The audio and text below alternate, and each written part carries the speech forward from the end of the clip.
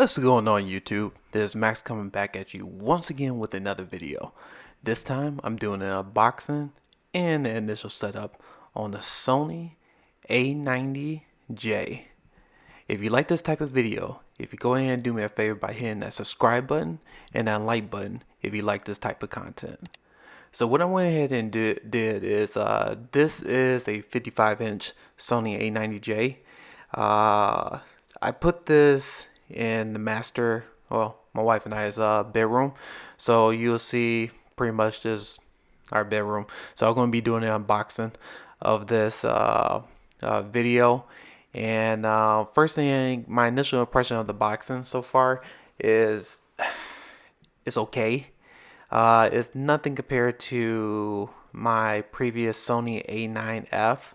I'm going to show a picture of the differences between boxes right here, and just showing you that on the Sony A9F, I think they did a way better presentation than this pretty much just bland box. But let me go ahead and do a little bit more of a deep dive and just show you what comes all in it. So stay tuned. Just to give you guys the heads up that I did speed up the unboxing process just a little bit, just because this video was going close to over 30 minutes. So you'll see in certain scenes that I sped up the video just to give you guys an idea. If you want me to slow down the video on certain things, I could definitely make another video, but I don't think it's worth it. Just to show how long it takes for me just to unbox this TV. But first impressions, just like I mentioned before, just by looking at the box, it's okay. It's not compared to the Sony A9F when I bought that TV back in 2018. But at the same time too, I didn't buy this TV just because of the box. But what Sony did here when I started unboxing was it was okay, just like any other unboxing video. So just want to give you guys just a heads up regards to that. Besides the boxing itself, as in packaging wise, I think Sony did a really good job for the packaging. When I was doing the unboxing for the Sony, I didn't see any issues unboxing it. Look, everything was secured nicely, especially with the TV and the controller and the stand. So you'll see here that I'm taking out all the foam out, but looking at it, I don't see any type of damage from the initial box when it was delivered to me, so which is a really good thing. So kudos to Best Buy for the delivery. Thought I was going to have some issues with it, but so far so good from what I'm looking at. So I'll give you the initial impressions once I turn on the TV. Hopefully I don't run into any issues. Right now, when I started doing the unboxing, you can see how good Sony has done with the packaging wise. You can see that everything is pretty much secured from looking at it. You see the styrofoam, and you can see how the front of the screen is boxed, and everything when it comes to unboxing and setting up a TV was pretty simple and easy. One thing I will say after doing this unboxing and doing the setup is that I absolutely do not like the stand on the Sony. But then again, I didn't buy this TV for the stand. If you see here on my wall, you can see I have this tape shape as a size of the TV. So what I'm planning on doing this weekend is I'm going to wall mount this. But for now, I just wanted to see if make sure there's no issues with the TV, and just gonna do the initial start to make sure there's nothing damaged to the screen or internal with the comes to the TV. So I'm making sure everything is worked. So that's what I'm doing right now. But if anybody have any questions about why I had this tape on the wall, it's because I'm my wife and I is trying to get a initial view of what it will look like when it's placed on the wall. So I do got the wall mount already. You guys don't see it right now, but definitely putting this up on the wall because I do not like the stands that it comes with. So if you guys planning on putting this on a dresser or a TV stand, I don't know. I don't know. It's just a TV stand didn't really do it for me for this version. But then again, I really didn't like the tilt function on the Sony A9F. I didn't like how it kind of like leaned back, but that's just kind of like my view. So I have my Sony A9F wall mounted as well. So, but for people who are looking to put this on a TV stand or dresser or whatever the case may be, this may become an issue. I didn't get a chance to really take a look to see if I could adjust the TV stand and to see if it comes in different ways to adjust. I just went ahead and just quickly just put this together. I didn't get a chance to take a look at that. So for right now, it's okay. that's the best way I can say it. I just know for right now, if people are trying to put a soundbar on there, it may become an issue. But I didn't get a chance to take the look to see if you could switch the stand over. You may be able to do that. I didn't look at the instructions for that, but if you plan on doing the stand like this, you're gonna have some issues with it. So here's the back of the TV. You can see how the speakers are set up, and from compared to my Sony A9F, it's definitely a lot slimmer when it comes to the back part. I do see the power cord, and I also see the HDMI inputs. I may utilize that later. Well, I am going to utilize that later. I will set up, do a comparison on my PS5 and Xbox Series X later in future videos. But right now, just doing the initial setup just to show you guys what it'll look like when you boot up the Sony TV. The remote actually looks really good compared to the previous version Sony's. Just like how I mentioned before on my Sony A9F, I had a flimsy remote. It's nothing compared to the new remote that they have, that metal, brushed metal, and it lights up too when you hold it. So I'll show you guys just a picture of that. What I went ahead and did is I did switch up to my phone app. I do have the Google Home, and this is showing just an initial installation of what it will look like when you first sub your Sony TV or any type of Google products. And so this is just going through the disclaimer of pretty much you signing your life away. That's a joke there, but it was pretty straightforward and easy to implement, because with the Sony A9F, it so happened to recognize all the apps that I have on my Sony A9F, which is pretty neat. So as in sign-in wise, I really didn't have to do a lot of sign-in except for maybe a couple apps, but everything was pretty much seamless on this part. So just want to give you just an idea of what it will look like when you start the TV to showing up on your phone, just to give you kind of like a full process of this. Hopefully you guys enjoyed this part.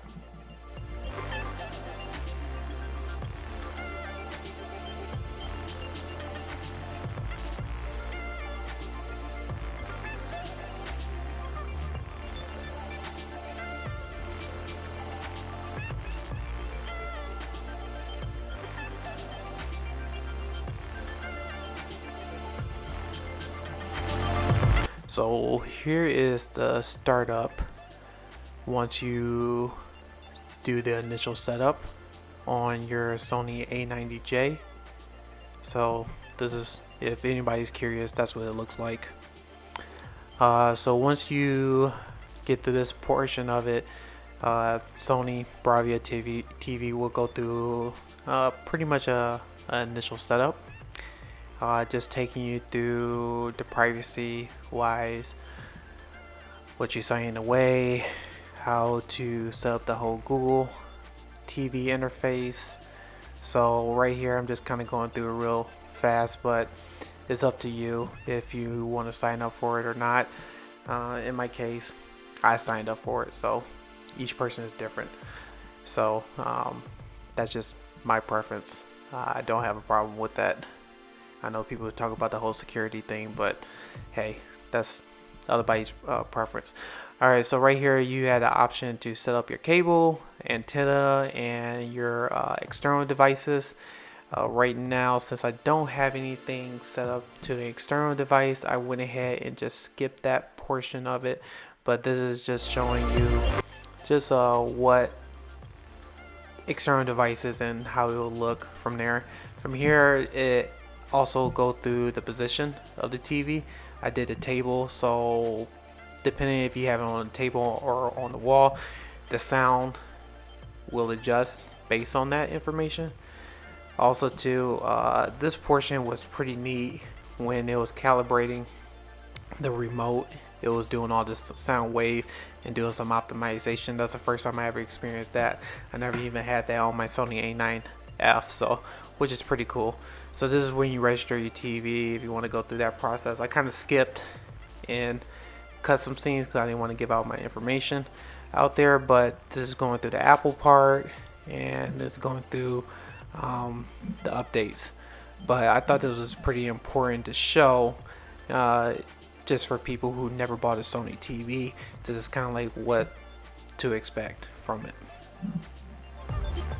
Okay, so here's the start menu. So I went ahead and finished all the Google TV portion of it with the apps being transferred and signed in. So in a minute you're going to see the screen. So here's the screen. So one thing I have noticed compared to my Sony A9F, the Google TV, there's some differences with it, which is great. It is a lot of positives. I like the new Google TV menu compared to the Android that I have on the Sony A9F. And looking at this compared to the A90J, it's a great improvement. I like it a lot. It's definitely more snappier compared to my Sony A9F. It was definitely lagging in the Android UI department.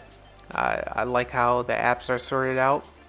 It's going to take me a minute to get used to this compared to the Sony A9F. One thing I did do is I did start the Bravia Core that people who are curious are taking a look at, but I had to do an update to it, so that's going on in the background. One thing I am going over is some of the picture modes. For me specifically, I like to keep mine in custom because of my Sony A9F, and the reason why I don't like to use standard is got a cool tint to it, vivid. I think people already know, self-explanatory. Is picture is way overblown, and cinema, I really don't use the cinema mode that much. But like I said, I'm not a professional calibrator. I will put that disclaimer out there. So I like to use custom. That's my personal preference on there. But here's a little bit of a closer look of the menu, and you can see the subtle differences between the Android and the Google, and Sony did a good job with this with the Google TV portion. So I did play a little bit of a movie clip. I don't want to get in trouble with YouTube, so I'm just going to show just kind of like a little bit of excerpt of how it will look when it shows up. So it's only for a couple of seconds. So after that, I'll go ahead and end this part of the demo. But if you have any questions regards to the Sony A90J, please let me know in the comments. If you like this type of content, please hit the subscribe button. Hopefully you guys really enjoyed this unboxing and initial setup. I haven't went through everything yet because I was so excited to get this TV and doing the unboxing. It took a little bit, took some time to do that, to get everything set up, but I'm still working through everything. So if I miss anything, or if you want to see something out of my next video, please let me know. I'm curious to hear you guys' comments, and until next time, I'll see you on the next one. Have a good one. Take care. And I am back. So, lied about this being the end of the video. Just want to give you guys another update. I couldn't just leave this video as it is. So, after doing some more thinking, playing with the TV a little bit more, I forgot to tell you guys what my initial thoughts were on the Sony A90J. Is it brighter? Yes. Do you notice a difference in picture quality? Yes. Is it brighter than my Sony A9F? Yes, it is. Do I see more shadow detail? Yes, I do. Now, I'm not a professional calibrator. I'm just going off my custom presets that came with the Sony A90J, and I can tell you right then and there, it is a difference. Is it worth the price?